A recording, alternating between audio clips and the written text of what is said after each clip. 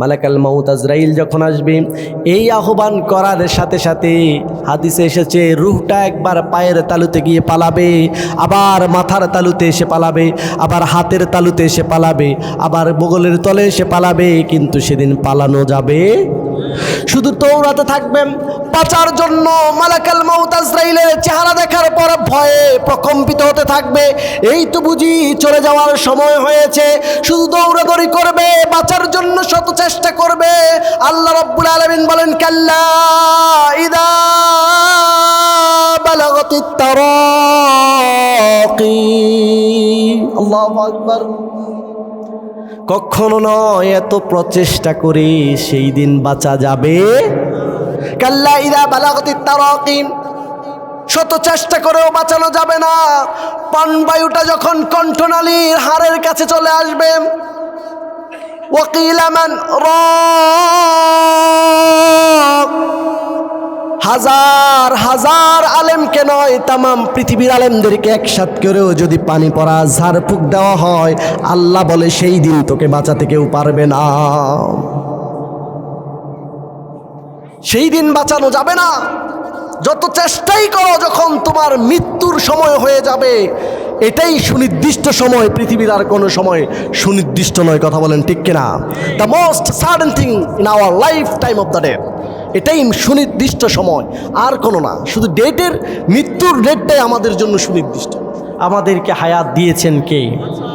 আবার যখন সময় হবে হায়াত শেষ হয়ে যাবে, মৃত্যু দিয়ে আমাদেরকে দুনিয়ার জমিন থেকে বিদায় করে নেবেন যিনি, তিনি কে? সে আল্লাহ আমাদেরকে যে হায়াত দিয়েছেন। সকলে একবার পড়ুন নারায়ে তাকবীর। আল্লাহ রাব্বুল আলামিন দুনিয়াতে আমাদেরকে প্রেরণ করেছেন। বিশ্বাস হয় কি হয় না? নাকি অন্য কেউ পাঠাইছে? কে পাঠাইছে? আল্লাহ। আল্লাহ কেন পাঠালেন? উদ্দেশ্য তো একটা আছে, নাকি নাই? আছে। এ কেন পাঠালেন সেই বিষয়টা আমরা সবাই জানি তো ইনশাল্লাহ। কেন পাঠাইছেন? ওমা খলাকতুল জিন্না ওয়াল ইনসা ইল্লা লিয়াবুদুন, আমি মানুষ এবং জিন জাতিকে সৃষ্টি করেছি আমার ইবাদতের জন্য। কার ইবাদতের জন্য? আল্লাহর ইবাদতের জন্য। আল্লাহ তাআলার ইবাদত আমরা করি যে ফাঁকে ফাঁকে, মাঝে মাঝে, ঠিক না বে ঠিক? আচ্ছা বলেন তো, মৃত্যু থেকে বাঁচার জন্য চেষ্টা করে না এমন কোনো মানুষ কি আছে? আছে?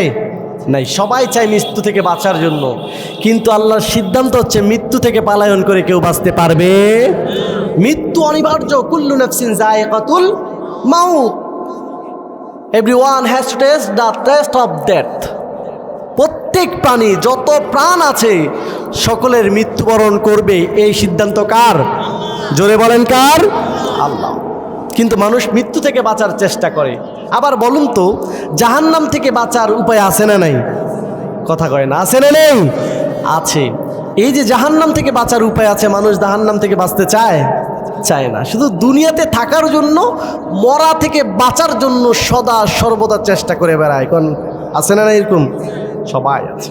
80 বছরের একজন বৃদ্ধ মেডিকেলে গেলে দেখবেন, যখন সে অসুস্থ হয়ে পড়ে, তখন ডাক্তারকে জিজ্ঞেস করে, 80 বছর পার হয়ে গেছে, আগের মতো খাইতে পারি না, চলতে পারি না, ডাক্তার আমি কি আগের মতো আবার সুস্থ হতে পারবো?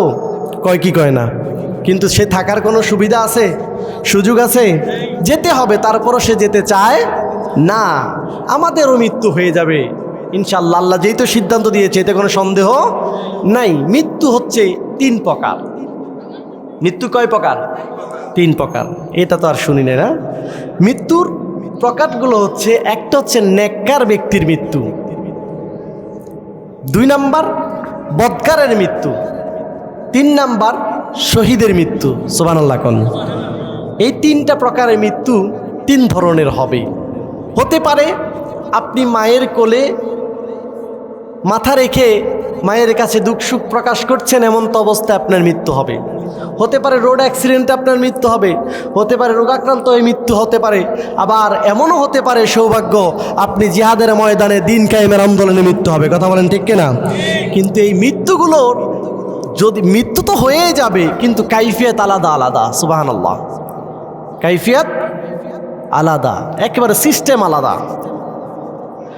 আল্লাহর নবী সাল্লাল্লাহু আলাইহি ওয়াসাল্লাম আবু দাউদের বর্ণনা এসেছে, ইন্নাল আবদাল মুমিনিনা ইযা কানা ফি ইনকিতাইম, যখন মুমিন বান্দার, যখন ইমানদারের জান কবজের সময় হয়ে যায়, মিনাদ দুনিয়া ওয়া ইকবালুল আখিরাম, দুনিয়া থেকে বিদায় এবং আখিরাতে যাওয়ার সময় হয়ে যায়, এমন অবস্থায় আল্লাহ রাসূল সাল্লাল্লাহু আলাইহি ওয়াসাল্লাম বলেন, নাজালাল মালাইকা, এমন অসংখ্য ফেরেশতা নাজিল করা হয় আসমান থেকে। আল্লাহ রাব্বুল আলামিন এমন অসংখ্য ফেরেশতা নাজিল করেন যাদের চেহারাগুলো বিদু উজুহি কান্না উজুহাহুমুশ শামস, চেহারাগুলো সূর্যের মতো ঝলমল করতে থাকে। কন্যা সুবহানাল্লাহ। বিদু উজুহি কান্না উজুহাহুমুশ শামস, চেহারাগুলো ঝলমল করবে সূর্যের মতো।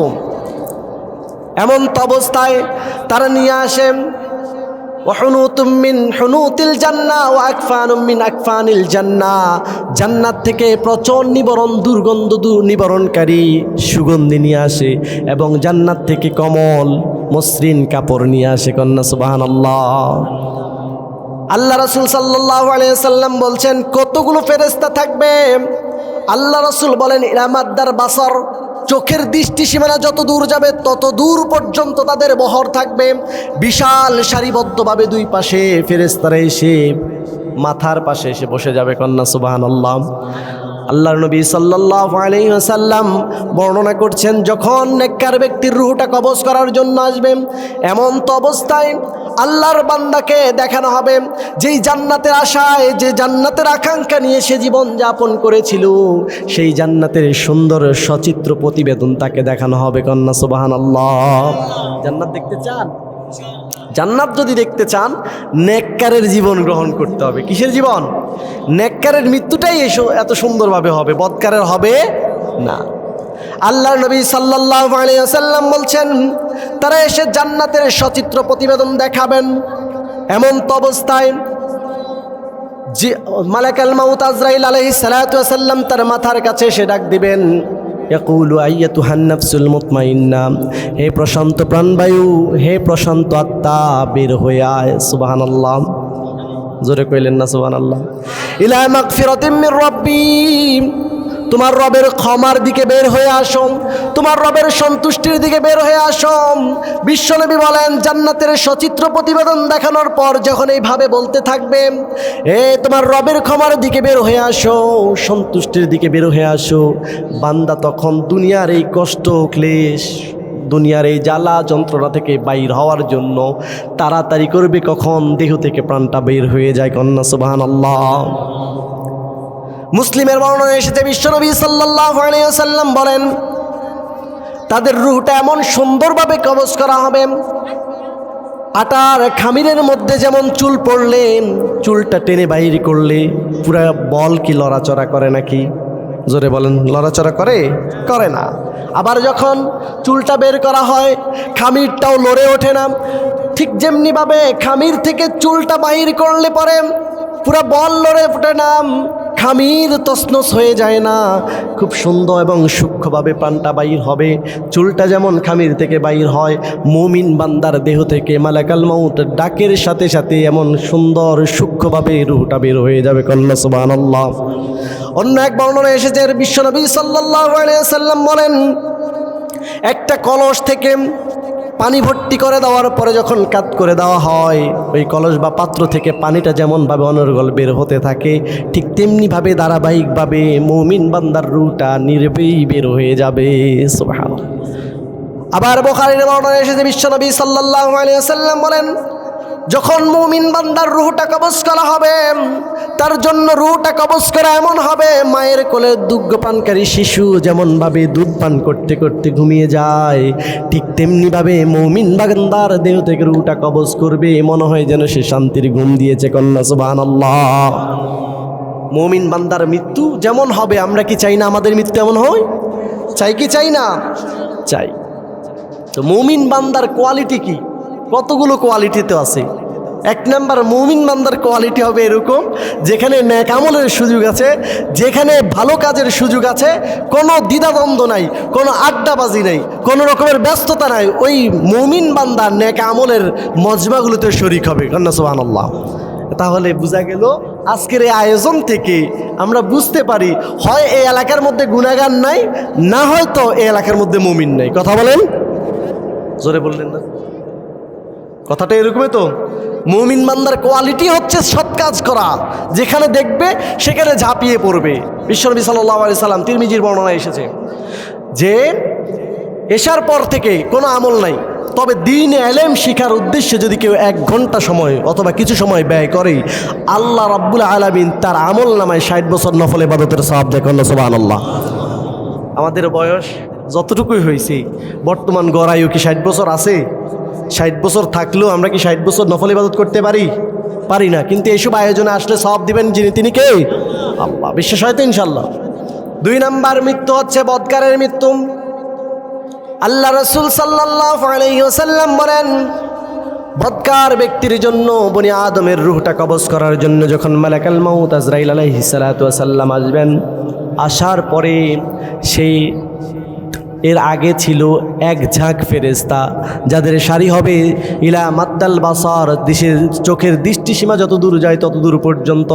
কিন্তু যখন বনি আদমের পাপিষ্ঠ কোনো বান্দাকে রূহ কবজ করতে আসে, মালাকাইনি, আল্লাহ রাসূল বলেন 2 জন ফেরেশতা নাজিল হবে। কয়জন? জোরে বলেন। 2 জন। এই 2 জন ফেরেশতা আসবে, তাদের চেহারাটা বিটঘুটে থাকবে, তাদের হাতের মধ্যে পচা দুর্গন্ধযুক্ত একটা খসখসে রুমাল থাকবে। এই রুমাল নিয়ে আসবে, আর মালাকুল মাউত আজরাইল তার সামনে যখন আসবেন, তখন বিকট চেহারা নিয়ে, বিশাল দেহ নিয়ে, কুৎসিত কালো ভয়ানক চেহারা নিয়ে, যার চোখে মুখে যেন হয় আগুন স্ফুলিঙ্গ ফুটতেছে, এমন বিশাল দেহের বিকট চেহারা নিয়ে যখন দাঁড়াবে, কোনো স্বাভাবিক মানুষের হুঁশ থাকতে পারে? জোরে বলেন, থাকতে পারে? এমন তো অবস্থায় মালাকুল মাউত আজরাইল এসে ডাক দেবে, হে খবিস আত্মা, হে অশান্তকর, এই দুষ্ট আত্মা, আল্লাহর রাগের দিকে, ক্রোধের দিকে বের হয়ে আয়। পৃথিবীতে যত যানবাহন চলে, এই যানবাহনগুলোর মধ্যে 2টা যানবাহন টাইমলি চলে, একটা হচ্ছে ট্রেন আর একটা হচ্ছে প্লেন। বিভিন্ন সময় আমরা শুনতে পাই যে অমুকের ফ্লাইট মিস হয়েছে। শুনি কি শুনি না? বৈরী আবহাওয়ার কারণে ফ্লাইট পিছানো হয়েছে, হয় কি হয় না? ওয়াল্লাহি বিল্লাহি তাল্লাহ, এই পর্যন্ত কারো জন্য মৃত্যুর ফেরেশতা এসে ফিরে গেছে।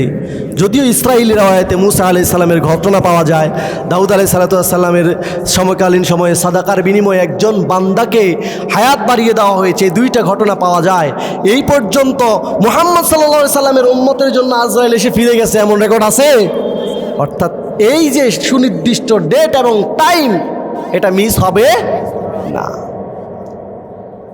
আল্লাহ রাব্বুল আলামিন বলছেন, সেই দিন 1000 নয়, লক্ষ নয়, তামাম পৃথিবীর ওলামায়ে কেরামকে একসাথ করে, সকল কবিরাজদেরকে একসাথ করে, সকল পীরদেরকে একসাথ করে যদিও পানি পড়া এবং ঝাড়ফুঁক করা হয়, মালাকুল মাউত আজরাইল থেকে বাঁচানোর কোনো ক্ষমতা থাকবে? আছে কারো ক্ষমতা? মৃত্যু নিয়ে নাটক করতে পারবে, কিন্তু হায়াত দিতে পারবে না। কথা বলেন ঠিক কিনা? মৃত্যু নিয়ে তালবাহানা করতে পারে, সংবাদ গোপন করতে পারে। আল্লাহ বলেন, মানুষগুলো বুঝে নেবে, মানুষ বুঝে ফেলবে তার মৃত্যুর সময় হয়ে গিয়েছে, তাকে বাঁচানোর আর কোনো সুযোগ সুবিধা নাই। যত নাটক করো, যত অভিনয় করো, যত ডাক্তার লাগাও বা পিসাব লাগাও, তোমার আয়ু দেওয়ার মালিক যেই তো সীমাবদ্ধ করে দিয়েছে, আর কেউ তোমাকে বাঁচাতে পারবে না। কথা বলেন ঠিক কিনা? মৃত্যু তো হবেই। আমার মৃত্যু কোন দিকে হচ্ছে সেটা হলো মূল কথা। মৃত্যু হবে, বিশ্বাস আছে না নাই? মৃত্যুটা কোন দিকে হচ্ছে? নেককার অবস্থায় মৃত্যুবরণ করছি নাকি বদকার অবস্থায় মৃত্যুবরণ করছি? মৃত্যুবরণের পর আমাকে যে আল্লাহ রাব্বুল আলামিন দুনিয়া থেকে উঠে নিয়ে যাচ্ছেন, আমার জীবনটা যদি নেককারের জীবন হয়ে থাকে, আমাকে কবরে সওয়ালের জবাবের পর সাথে সাথে ঘুম পাড়িয়ে দেওয়া হবে কি হবে না? আর যদি বদকার হয়, কিয়ামত পর্যন্ত সিজ্জিলের জীবন আমার জন্য অনুবাহিত হয়ে যাবে। সাজার পর সাজা, দুঃখের পর দুঃখ, কষ্টের পর কষ্ট, লাঞ্ছনার পর লাঞ্ছনা থাকবে, যেই দুঃখ শেষ হবার নয়। এই যে আল্লাহ রাব্বুল আলামিন বলছেন, তোমার আমার যখন কণ্ঠনালীর কাছে প্রাণবায়ু চলে আসবে, রূহটা চলে আসবে, ও জান্নাতুল ফিরাক, মানুষ বুঝে নেবে আমাদের এটাই শেষ সময়। যত তালবাহানা করাই হোক না কেন, আইসিইউ সিসিইউ যত কিছুই বলেন না কেন, যুক্তরাজ্য নয়, তামাম পৃথিবীর ডাক্তার গবেষক বিজ্ঞানীদেরকে একসাথ করলেও বাঁচানো সম্ভব নয়। তাহলে নেককারের মৃত্যু তো হলো, বদকারের মৃত্যু হলো। এবারে বলেন তো, আমি আপনি নেককার অথবা বদকার দুইটার একটার মধ্যে আসি না নেই? তো কোনটা মজা?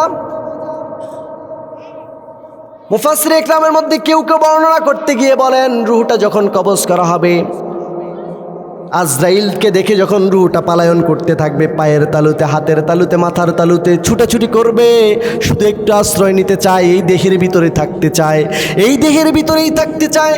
মালাকুল মাউত আজরাইল পায়ের গোড়ালি থেকে চিপতে চিপতে পুরো শরীরটাকে চিপে এনে তার চোখে অথবা মুখে দিয়ে রুহটা কবজ করে নেয়। আঠালো একটা বস্তু থেকে যেমনিভাবে নরম প্রজাপতিকে টান দিলে ছিঁড়ে আসে, পুরোপুরি আসে না, ঠিক তেমনিভাবে একজন বদকারের রূহটা যখন কবজ করা হবে, তার দেহের মধ্যে যে যন্ত্রণা সৃষ্টি হবে, হযরত আলী কাররামাল্লাহু ওয়াজহু বলেন, তার জন্য যদি এই সাজাটাই শেষ হতো তবে আর কোনো সাজা লাগতো না। তার বদকারের জীবনের জন্য মৃত্যুর যন্ত্রণাই তার জন্য যথেষ্ট হয়ে যেত। আল্লাহু আকবার। এই মৃত্যু থেকে বাঁচার জন্য কত চেষ্টাই না করি, কিন্তু বাঁচার মতো বাঁচতে চাই, শুধু ইমানদার হিসেবেই বাঁচতে চায় না এমন লোক এই সমাজে আছে না নাই? নেককার হিসেবে বাঁচতে চায় না, বাঁচতে চায়, নেককার হিসেবে বাঁচতে চায় না। 3 নম্বর মৃত্যু, শাহাদাতের মৃত্যু। আল্লাহ রাব্বুল আলামিন বলেন, যারা শহীদ হয় তোমরা তাদেরকে মৃত বলো না। সুবহানাল্লাহ। কি বলছে? মৃত বলো। এটা কি মোল্লাগো কথা না আল্লাহর কথা? জোরে কন। ওয়ালা তাকুলু লিমান ইউকতালু ফি সাবিলিল্লাহি আমওয়াত বাল আহইয়াউ ওয়ালাকিন লা তাশউরুন। সুবহানাল্লাহ। নবী হে, যারা আল্লাহর পথে সংগ্রাম করতে করতে মৃত্যুবরণ করে তুমি তাদেরকে মৃত বলো না, তারা অনন্তকালের জীবন লাভ করেছে। ইমাম শাফি রাহিমাহুল্লাহ এই জন্য বলেন, মূর্খরা মনে করে দুনিয়ার জীবন বুঝি মৃত্যুর মধ্য দিয়েই শেষ হয়ে যায়, অথচ জ্ঞানীরা জানে মৃত্যুর পরে অনন্ত দিনের জীবন শুরু হয়ে যায়। কন্যা সুবহানাল্লাহ। এজন্য মুমিন বান্দারা মৃত্যুকে ভয় করে, মৃত্যুকে পরোয়া করে না, তারা মৃত্যুকে আলিঙ্গন করে। আল মাউতু তুফাতুল মুমিনিন, মুমিনদের জন্য মৃত্যু তো হচ্ছে হাদিয়া। সুবহানাল্লাহ কইবেন না? এজন্য এক একজন শাহাদাতের তামান্না নিয়ে বুক চিতিয়ে দেয়, গুলি করবি কর, তবুও বাতিলের কাছে মাথা নত করে না। বর্তমান পরিস্থিতি, চলমান ঘটনা, ওসমান হাদি যেভাবে সংগ্রাম করতেছিল, সে বলেছে না, মৃত্যুকে আমরা ভয় করি না। এই মৃত্যুকে ভয় করে না শুধু তারাই যারা মুমিন। আল্লাহ রাসূল সাল্লাল্লাহু আলাইহি সাল্লাম বলেছেন, মৃত্যুকে ভয় করে মুনাফিক এবং কাফেররা। মুমিন ব্যক্তির প্রতিদিনের তামান্না থাকবে শহীদের তামান্না। যার ভিতরে শহীদ হওয়ার তামান্না নাই, সেই মুমিন হতে পারে না, সে মুনাফিক। কথা বলেন ঠিক কিনা? আল্লাহ রাসূল সাল্লাল্লাহু আলাইহি সাল্লামের হাদিস। আমার ভাইয়ের, আমার বন্ধুরা, শহীদ হিসেবে যদি মারা যান, দিন কায়েমের জন্য, দিনের জন্য, কালেমার পতাকাকে উত্তোলন করার জন্য, বাতিলের বিপক্ষে হকের পক্ষে কথা বলে যদি মৃত্যুবরণ করতে পারেন, আল্লাহর সংগ্রাম করে, আল্লাহর দিনের জন্য সংগ্রাম করে, তাওহীদের জন্য যদি মৃত্যুবরণ করতে পারেন, তবে অনন্ত দিনের জীবন যিনি দান করতে পারেন, চিল্লা এখন তিনি কে? এজন্য মতিউর রহমান মল্লিক একটা গজল লিখেছেন, খুব সুন্দর, খুব সুন্দর। হাজার মৃত্যুর আকাঙ্ক্ষা তিনি করেছেন। সুবহানাল্লাহ বলেন। মরতেই হবে যখন, শহীদি মরণ দিও আমাকে। মরতেই হবে যখন, শহীদি মরণ দিও আমাকে। শাহাদাত জানি শুধুই জীবন, শাহাদাত জানি শুধুই জীবন, সে জীবন দিও আমাকে। মরতেই হবে যখন, শহীদি মরণ দিও আমাকে। মরণেও সুখ আমি পাব জানি শাহাদাতে, হিসেব নিকেশ হতে ত্রাণ আছে জানি শাহাদাতে। তাই মিনতি তোমার কাছে, হাজার শাহাদাত দিও আমাকে, মরতেই হবে যখন শহীদি মরণ দিও আমাকে। সুবহানাল্লাহ বলেন। হাজারবার শহীদের তামান্না নিয়ে গান গাইছে, সুবহানাল্লাহ। আর এখন তো গানের কোনো কুলে নাই, কত গান ফাইটটা যায়, জোড়া লাগিয়ে যায়, কত গান আছে না নাই? আমাদেরকে অপসংস্কৃতি ধ্বংস করে দিচ্ছে। মাশাআল্লাহ, এখানে তো প্রতি বছরের 16ই ডিসেম্বরে একটা সাংস্কৃতিক অনুষ্ঠান হয় কি হয় না? এটা হচ্ছে ইসলামিক সংস্কৃতি। ইসলামী সংস্কৃতিকে ধ্বংস করার জন্য আল্লাহ রাসূল সাল্লাল্লাহু আলাইহি সাল্লামের জামানায় সূরা লোকমানের তাফসীর পড়লে জানতে পারবেন, এমন এক চক্রান্ত করা হয়েছে, নর্তকী আনা হয়েছে ইরাক থেকে। নাউজুবিল্লাহ বললেন না? এখনো নর্তকীর প্রচলন আছে না নাই? শুধু ইসলামী সংস্কৃতির প্রচলনকে গলা টিপে ধরতে চায় এমন শয়তান সমাজে আছে না নাই? আল্লাহর নবী সাল্লাল্লাহু আলাইহি ওয়াসাল্লাম বর্ণনা করেন, নেককার বান্দা এবং বদকার বান্দা যেই মারা যাক না কেন, মারা যাওয়ার পর তাকে কোথায় দেওয়া হয়? জোরে কয় না, কোথায় দেয়? নাকি ফ্রিজে রাখেন? আপনারাও নাটক করেন নাকি? আইসিইউতে রাখেন? এসি ফ্রিজে রাখেন? কি করেন? মাটিতে। আল্লাহ নবী সাল্লাল্লাহু আলাইহি ওয়াসাল্লাম বলেন, যখন কবরকে, মাইয়িতকে কবরে রাখা হয়, কবরে রাখার পর এই যে রাখে, বাংলাদেশের সিস্টেমের মধ্যে একটা সিস্টেম আছে না, রাখার সময় কি বলে? বলেন না, বিসমিল্লাহি, মাশাআল্লাহ, বিসমিল্লাহি ওয়া আলা মিল্লাতে রাসূলুল্লাহ। অর্থ কি? বিসমিল্লাহি আল্লাহর নামে, ও আলা মিল্লাতে রাসূলুল্লাহ, রাসূল সাল্লাল্লাহু আলাইহি সাল্লামের মিল্লাত মানে দল, রাসূল সাল্লাল্লাহু আলাইহি সাল্লামের দলে। এই যে একটা বাটপারি প্রত্যেকের বিষয় করা হয়, যার বিষয় বলা হচ্ছে তাকে রাসূলের মিল্লাতে কবর দেওয়া হচ্ছে, তার ইতিহাস ঘেটে দেখুন, সে সর্বদা রাসূল সাল্লাল্লাহু আলাইহি সাল্লামকে কোরবানি করার জন্য, রাসূলের আদর্শকে ধ্বংস করার জন্য পায়ে তারা করে বেরিয়েছে। কথা বলেন ঠিক কিনা? সব সময় রাসূলের আন্দোলনের বিপক্ষে জীবন করেছে, সব সময় কোরআনকে দমিয়ে দেওয়ার জন্য সংগ্রাম করেছে। এই মানুষটাকে কবর দেওয়ার সময় বলে যে ওয়ালা মিল্লাতে রাসূলুল্লাহ। নাউজুবিল্লাহ বলবেন না? আল্লাহ নবী সাল্লাল্লাহু আলাইহি ওয়াসাল্লাম বলেন, যখন মুমূর্ষু ব্যক্তিকে কবরে দেওয়া হয়, মৃত্যুবরণ করার পরে যখন মাইয়িতকে কবরে দেওয়া হয়, কবরে দেওয়ার পরে আল্লাহ রাসূল সাল্লাল্লাহু আলাইহি ওয়াসাল্লাম বলেন, ফেরেশতা আসেন। দুইজন ফেরেশতা আসে। কয়জন ফেরেশতা? নাম কি? হ্যাঁ, মুনকার নেকির। হ্যাঁ, ভালো আছে। মুনকার নেকির দুইজন ফেরেশতা আসে। আসি কি কয়? আসসালামু আলাইকুম, ভালো আছেন না? কি জিজ্ঞেস করে? প্রথম প্রশ্ন, মার রব্বুকা। প্রথম প্রশ্ন কি? মার রব্বুকা, তোমার রব কি? আমরা বলেন তো, আমাদের রব কে? আল্লাহ। আল্লাহ আমাদের রব, এতে কোনো সন্দেহ আছে? রব মানে কি? রব মানে, রব শব্দের শাব্দিক অর্থ হচ্ছে প্রতিপালনকারী, আর রব শব্দের আবিধানিক অর্থ হচ্ছে তালবিয়াতুশ শাইলা কামালিহি শাইআন ফাশাইয়া। তামাম ওলামায়ে ইকরাম একমত, নাই থেকে যিনি তিল তিল করে পূর্ণতায় পৌঁছায় তিনি হচ্ছেন রব। কন্যা সুবহানাল্লাহ। আমাদেরকে পূর্ণতায় পৌঁছাইছে কে? আপনার বয়স যদি 40 হয়, 41 বছর আগে বা 42 বছর আগে আপনার কোনো অস্তিত্ব ছিল? জোরে কয় না, ছিল? অর্থাৎ আমাদেরকে যে অবকাঠামো দিয়ে তৈরি করেছেন, এর পিছনে কোনো ভাই, বড় ভাইয়ের হাত আছে? কোনো পীরের হাত আছে? কোনো বড় হুজুরের হাত আছে? কোনো চাচার হাত আছে? কোনো নেতার হাত আছে? একক যার হাত রয়েছে, চিল্লা বলেন তিনি কে?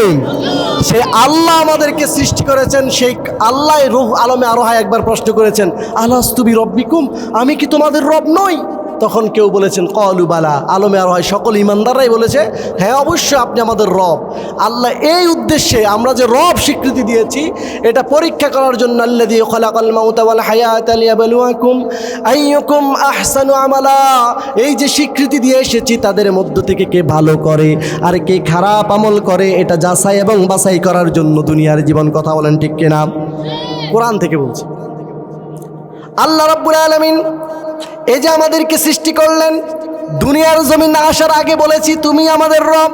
জমিনে আল্লাহর জীবন যা আল্লাহর দেওয়া হায়াতটা পেয়ে, আল্লাহর দেওয়া সময়, আল্লাহর দেওয়া রিজিক খেয়ে আল্লাহর জমিনের মধ্যে থেকে সব কাজে আল্লাহকে রব হিসেবে মানতেছি কিনা এটা দেখার জন্যই আল্লাহ আমাদেরকে প্রেরণ করেছেন। কবরে গেলেও প্রশ্ন করবে, প্রথম প্রশ্ন আমার রব্বুকা, আমার রব্বুকা, তোমার রবকে। এখন যেই ব্যক্তি তার জীবনে আল্লাহর হুকুম বিদ্বেষী জীবন ছিল, যেই ব্যক্তিটা আল্লাহর আইন বিদ্বেষী জীবন গড়েছিল, যেই ব্যক্তিটা কোরআন অনুযায়ী জীবন গড়ে নাই, যেই ব্যক্তিরা রাসূল সাল্লাল্লাহু আলাইহি সাল্লামের সুন্নাহ অনুযায়ী জীবন গড়ে নাই, সেই ব্যক্তিটা কি সেই দিন আল্লাহর ফেরেশতাদের প্রশ্নের জবাবে রব্বি আল্লাহ বলার কোনো ক্ষমতা থাকবে? জোরে বলেন, থাকবে? থাকবে না। কারণ সে দুনিয়ার জীবনটা এভাবে গড়ে নাই, এজন্য আল্লাহকে রব হিসেবে স্বীকৃতি সে কবর দিতে পারবে না। 2 নম্বর প্রশ্ন, ওয়ামা দীনুকা। আল্লাহর নবী সাল্লাল্লাহু আলাইহি সাল্লাম বুখারী বর্ণনায় 4753 নম্বর হাদিস থেকে বলছি, আল্লাহ রাসূল সাল্লাল্লাহু আলাইহি সাল্লাম বলছেন, সেদিন জিজ্ঞেস করবে ওয়ামা দীনুকা, তোমার দিন কি ছিল? এবার দিন শব্দের অর্থ কয়টা? 4টা। কয়টা? 1 নম্বর দিন শব্দের অর্থ হচ্ছে জীবন বিধান। 2 নম্বর দিন শব্দের অর্থ হচ্ছে আনুগত্য, দান আলাহুল কওম, এখান থেকে এসেছে। 3 নম্বর দিন শব্দের অর্থ হচ্ছে ইয়াউমুল কিয়ামা। আর 4 নম্বর দিন শব্দের অর্থ হচ্ছে মতবাদ। এই 4টা শব্দের অর্থ হলো দিন। এখন বলেন, মতবাদ বলতে আপনারা কি বোঝেন? আনুগত্য বলতে কি বোঝেন? বিচার দিবস বলতে কি বোঝেন? প্রথা বা পদ্ধতি বলতে কি বোঝেন? এই যত কিছুই বোঝেন না কেন, এখন দিন শব্দের অর্থ বললে অনেকের মন খারাপ হয়ে যাবে। লিইউযহিরাহু আলাদ দীনি কুল্লি, এই আয়াত দ্বারা যে বলেছে সকল মতবাদের উপরে আমার দিনকে প্রতিষ্ঠিত করো, এর মধ্যে সকল আদর্শ কোরবানি করে একমাত্র আল্লাহ রাসূল সাল্লাল্লাহু আলাইহি সাল্লাম যে মতবাদ নিয়ে এসেছে, যে আদর্শ নিয়ে এসেছে, সে আদর্শকে কায়েম করার জন্য আইন দিয়েছেন কে? I am responsible, our duty হচ্ছে এটাই যে সকল মতবাদকে কোরবানি দিয়ে আল্লাহর আইনকে প্রতিষ্ঠিত করা। এই হুকুমটা দিয়েছেন কে? আল্লাহ রাব্বুল আলামিন। এই দিন প্রতিষ্ঠা করতে গেলে, দিনের আইন কায়েম করতে গেলে যখন বাধা আসবে, জুলুম আসবে, নির্যাতন আসবে, আল্লাহ রাব্বুল আলামিন জানিয়ে দেন, ওয়ালানাবলুওয়ান্নাকুম বিশাইইম মিনাল খাউফ ওয়াল জু'i ওয়া নাকসিম মিনাল আমওয়ালি ওয়াল আনফুসি ওয়াস সামারাত ওয়া বাশশিরিস